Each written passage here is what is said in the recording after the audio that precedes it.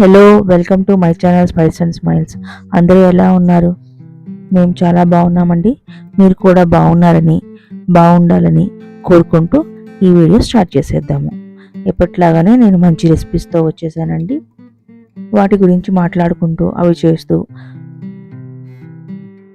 మన ఇంటి మేనేజ్మెంట్ గురించి, మన ఫ్యామిలీ బడ్జెట్ గురించి, వాటి మేనేజ్మెంట్ గురించి చిన్న టాపిక్ మాట్లాడుకుంటూ మనం వీడియోలోకి వెళ్ళిపోదాము. ఈ మధ్యన ఖర్చులు బాగా పెరిగిపోతున్నాయి కదండి. కొన్ని చిన్న చిన్న ప్లానింగ్స్ చేసుకున్నాం అనుకోండి, మనము ఇంటిని బాగా మేనేజ్ చేయొచ్చు. వాటి గురించి మాట్లాడుకుంటూ మనము వీడియోలోకి వెళ్ళిపోదాము. నేను ఉదయాన్నే కాఫీ అయిపోయిందండి.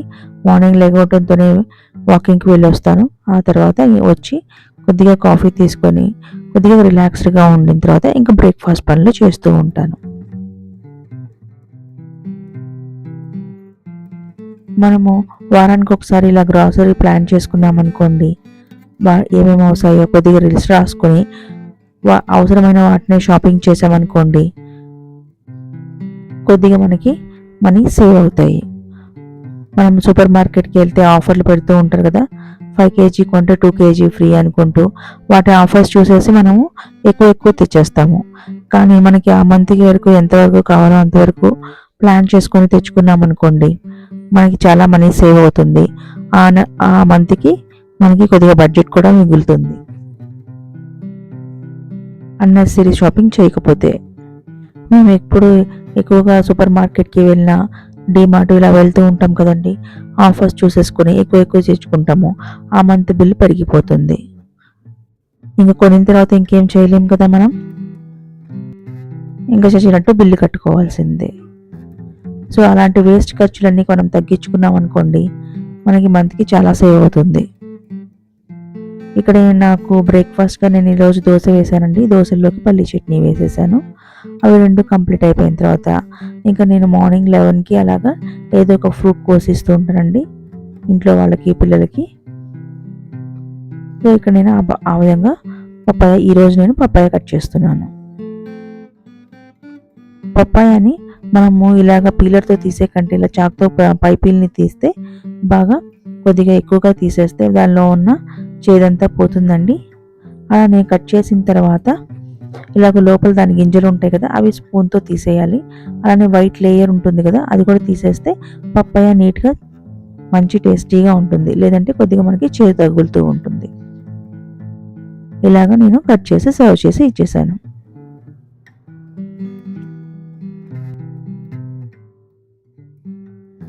ఇంకా నేను ఆఫ్టర్నూన్ లంచ్కి ప్రిపేర్ చేస్తున్నానండి.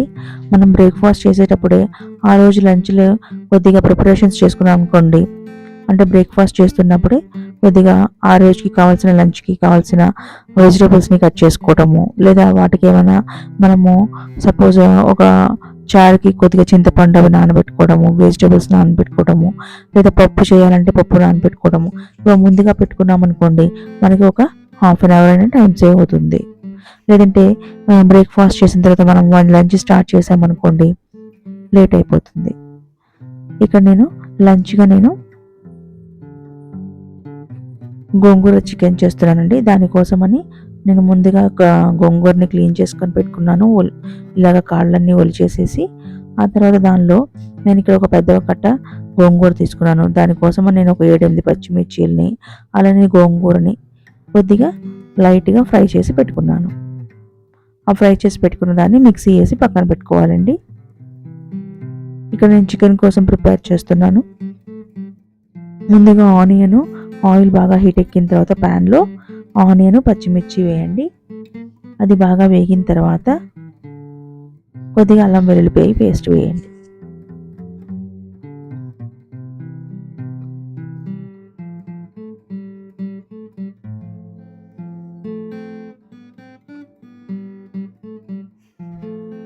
అది కొద్దిగా వేగిన తర్వాత పచ్చివాసనంతా పోయే వరకు చికెన్ వేసేయండి. దీనిలోనే సాల్ట్, పసుపు వేసి ఆ అల్లం వెల్లుల్లిపాయ పేస్ట్ బాగా వేగే వరకు లో ఫ్లేమ్లో పెట్టి మధ్యలో తిప్పుతూ ఉండండి.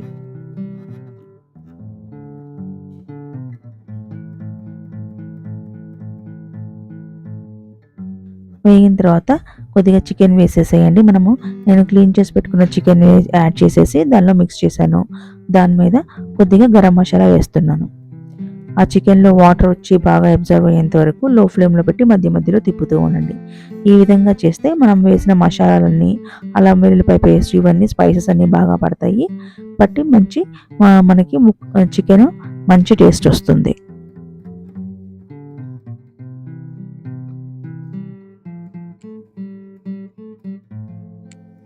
అలాగ వాటర్ అంతా అబ్జర్వ్ అయిన తర్వాత కారం వేసేయండి. కారం వేసి మిక్స్ చేసిన తర్వాత ఇప్పుడు మనము ఉడకబెట్టుకున్న ఈ గోంగూరని కూడా మిక్సీ వేసి తీసుకోండి. దాన్ని మొత్తాన్ని మన చికెన్లో కలిపేసేసేయండి. ఈ చికెన్ మిశ్రమంలో కలిపేసేయండి. వేసేసి బాగా మిక్స్ చేసి కొద్దిగా ధనియా పౌడర్ యాడ్ చేయండి. యాడ్ చేసి మిక్స్ చేసేసి మూత పెట్టి లో ఫ్లేమ్లో పెట్టి మగ్గనివ్వండి. గోంగూర ఫ్లేవర్ బాగా పడుతుంది చికెన్కి, మంచి టేస్ట్ వస్తుందండి. గోంగూర చికెన్ మంచి కాంబినేషను. ఎప్పుడైనా ట్రై చేయకపోతే ఇది ట్రై చేయండి, చాలా బాగుంటుంది.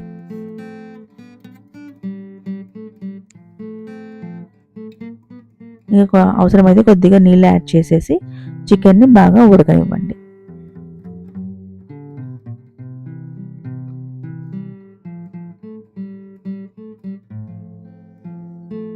ఒక 5 to 10 minutes బాగా ఉడికిన తర్వాత ఈ టైంలో సాల్ట్ చూడండి. సాల్ట్ చూడకపోతే చాలా కొద్దిగా యాడ్ చేయండి.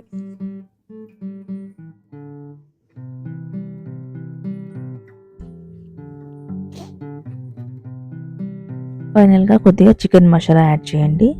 యాడ్ చేసి మిక్స్ చేసి కొత్తిమీర వేసి ఇంకా స్టవ్ ఆపేసేయండి. ఆ రోజు లంచ్గా నేను గోంగూర చికెన్ చేశానండి.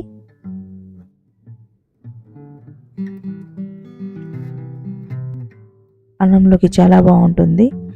ఇది గోంగూర చికెన్ నెక్స్ట్ డేకి కూడా చాలా బాగుంటుంది, మంచి టేస్ట్ వస్తుందండి. గోంగూర కూడా బాగా నెక్స్ట్ డేకి చాలా మంచి టేస్ట్ వస్తుంది.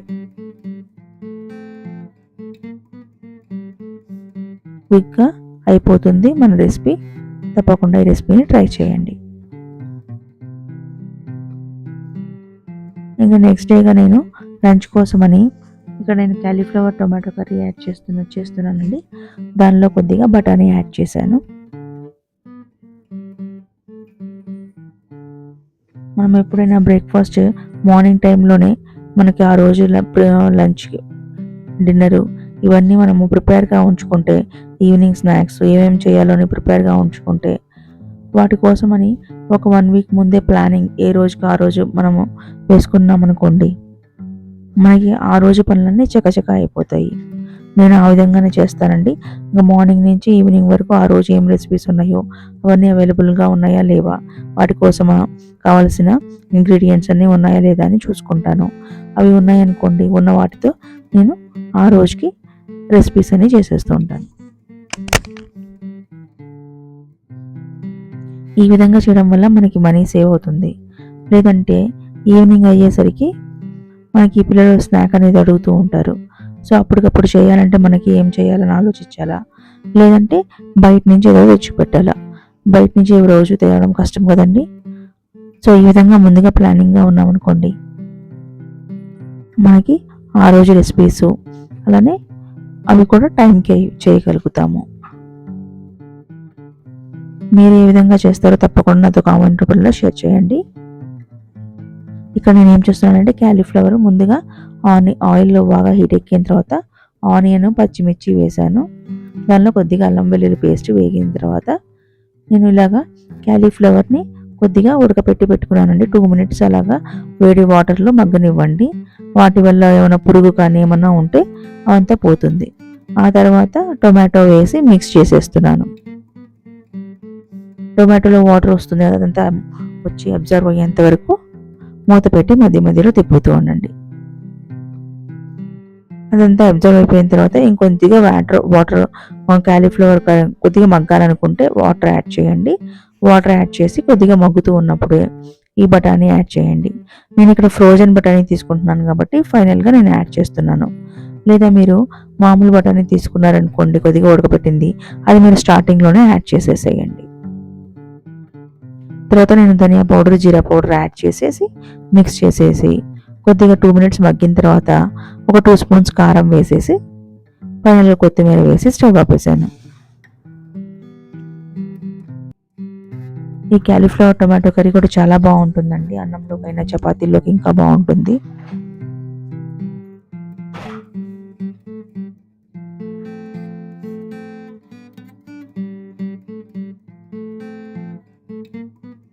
ఈసారి ఈ విధంగా ట్రై చేసి ఎలా ఉన్నదో తప్పకుండా షేర్ చేయండి.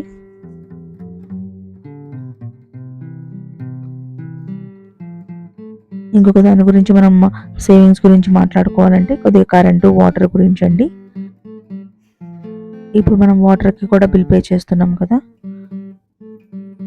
సో అవి కొద్దిగా మనం సేవ్ చేసుకున్నాం అనుకోండి, అవసరం లేనప్పుడు లైట్లు, ఫ్యాన్లు ఆపడము, లేదా మనము కిచెన్లో షింక్లో వర్క్ చేస్తున్నప్పుడు ట్యాప్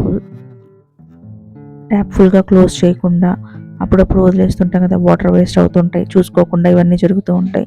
కొద్దిగా కాన్షియస్గా ఉండి ఈ చిన్న హ్యాబిట్స్ మనము కొద్దిగా అలవాటు చేసుకున్నాం అనుకోండి, మన మంత్లీ బిల్లు చాలా సేవ్ అవుతుంది.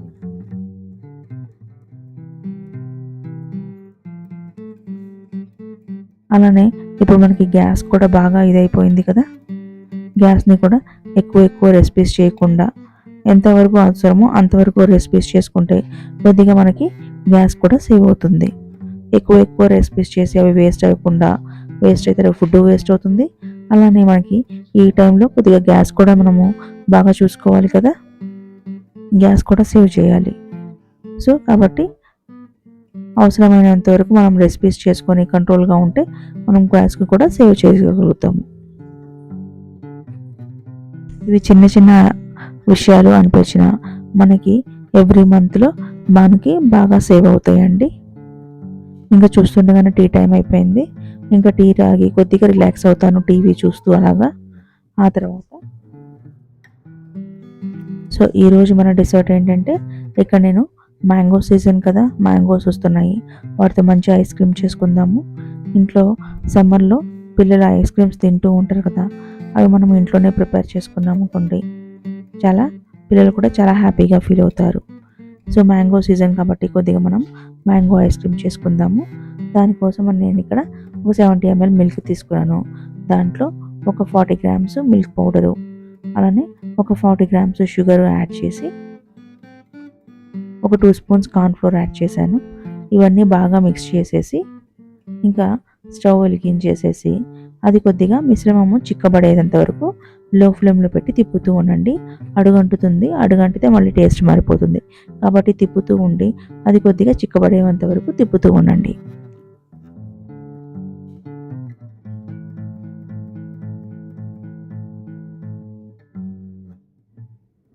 సో ఈ కన్సిస్టెన్సీ దగ్గరికి ఈ విధంగా రావాలండి. ఇంకా ఆరిన తర్వాత మళ్ళీ కొద్దిగా చిక్కబడుతుంది. సో దాన్ని ఆరడానికని బాగా చల్లారడానికని పక్కన పెట్టేసేయండి. అది బాగా చల్లారాలి. దానికోసం మన ఫ్యాన్ కింద, ఫ్రిడ్జ్లో ఏం పెట్టవసరం లేదు, గాలికే ఆరిపోతుంది. సో ఆరే వరకు కొద్దిగా పక్కన పెట్టండి. ఇక్కడ నేను ఒక 200 grams విప్పుడు క్రీమ్ తీసుకున్నానండి. దాన్ని బాగా బీట్ చేస్తున్నాను. అది పీక్స్ వచ్చేంత వరకు బీట్ చేయక్కర్లేదండి, కొద్దిగా అది స్మూత్ అయ్యేంత వరకు బాగా బీట్ చేసేసి ఇక్కడ నేను ఒక 40 ml కండెన్స్డ్ మిల్క్ యాడ్ చేశాను. అలానే ఇప్పుడు మనం ఉడకబెట్టుకున్న ఈ మిశ్రమం ఉంది కదా, పాలు, మిల్క్ పౌడరు, షుగరు, కార్న్ఫ్లోరు, దాన్ని కూడా వేసేసి మొత్తాన్ని వేసి ఒకసారి 2 to 3 minutes బీట్ చేయండి. కొద్దిగా వెనిలా ఎసెన్స్ యాడ్ చేయండి. అవన్నీ మిక్స్ అయ్యేంత వరకు ఒక 2 minutes బీట్ చేయండి. బాగా మిక్స్ అయిన తర్వాత ఇక్కడ నేను మ్యాంగో ప్యూరీ, ఒక మ్యాంగో తీసుకొని దానిపై ప్యూరీని యాడ్ చేస్తున్నాను. అది కూడా యాడ్ చేసి బాగా బీట్ చేయండి. ఆ తర్వాత కొద్దిగా ఫ్లేవర్ వస్తుందని కొద్దిగా మ్యాంగో పీసెస్ యాడ్ చేశాను. ఇవన్నీ యాడ్ చేసేసి ఇంకా ఫ్రీజర్లో పెట్టేయండి.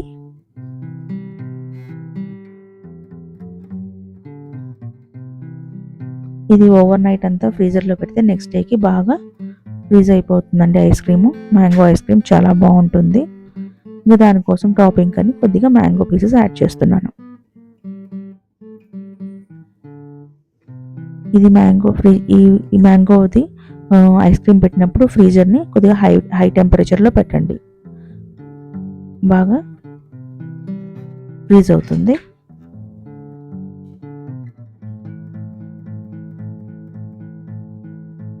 ఫ్రీజర్లో పెట్టేసిన తర్వాత ఇంకా ఫైనల్లీ నేను ఒక లాస్ట్ నైట్ పెట్టానండి, మార్నింగ్ తీసి చూస్తే ఫ్రీజ్ అయిపోయింది. మన మ్యాంగో ఐస్ క్రీమ్ రెడీ అయిపోయింది. ఇది ఎల్లో ఫుడ్ కలర్ నేను యాడ్ చేయలేదు, ఇంట్లో చేసుకునే వాటికి అవసరం లేదు కదా. మనకి ఎల్లో కలర్లో కనిపించాలంటే కొద్దిగా ఒక 2 డ్రాప్స్ ఎల్లో ఫుడ్ కలర్ వేయండి. మ్యాంగో ఐస్ క్రీమ్ కంప్లీట్ అయిపోతుంది. చూసారా ఎంత గట్టిగా ఫ్రీజ్ అయిపోయిందో, చాలా బాగుందండి. ఈ రెసిపీని తప్పకుండా ట్రై చేయండి. మనం బయట అవుట్ సైడ్ సమ్మర్ కదా, మా పిల్లలు ఐస్ క్రీమ్ అడుగుతూనే ఉంటారు. ఇంట్లోనే చేసుకుంటే ఎక్కువ క్వాంటిటీలో చేసుకోవచ్చు. ఈ రెసిపీస్ అన్నీ నచ్చాయి అనుకుంటున్నానండి. మీ ఇందులో ఏ రెసిపీ మీకు నచ్చిందో తప్పకుండా నాతో షేర్ చేయండి. అంతవరకు stay safe, be happy, bye.